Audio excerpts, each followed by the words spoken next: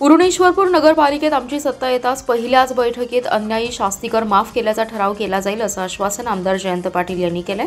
शहरातील मोहमीन गल्ली, डवरी गल्ली आणि तानाजी चौक येथील जाहीर कोपरा सभेत ते बोलत होते। शेवटच्या 2 दिवसात आपण काहीही करू शकतो या मानसिकतेत विरोधी मंडळी आहेत। मात्र डॉक्टर बाबासाहेब आंबेडकर यांनी आपणास दिलेल्या लाख मोलाच्या मताच्या अधिकाराचा योग्य वापर करून नगरपालिकेत परिवर्तन घडवा असं आवाहन त्यांनी केलंय। जयंत पाटील म्हणाले, विरोधकांना राज्यात सत्ता असतानाही गेल्या 9 वर्षात या शहराच्या विकासाचा आराखडा मंजूर करता आला नाही। मी स्वतः 2015 ते 16 ला राज्याच्या मुख्यमंत्र्यांना 4 ते 5 वेळा भेटलो, पत्रे दिली आहेत। आता शहराच्या विकासाचा आराखडा मंजूर झालाय। मात्र दरम्यानच्या काळात ज्यांनी घरे बांधली त्यांना जाचक शास्तीकर बसवला आहे। आम्ही तो रद्द करू। विरोधकांना गेल्या 9 वर्षात शहराच्या विकासाला चालना देता आली नाही।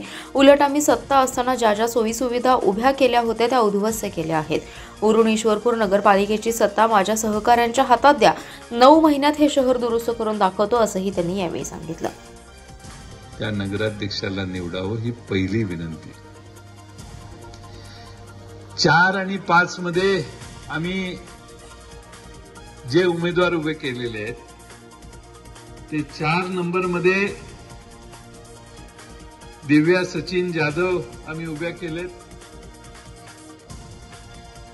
आणि दादासाहेब तुकाराम पाटील आम्ही उभे केले।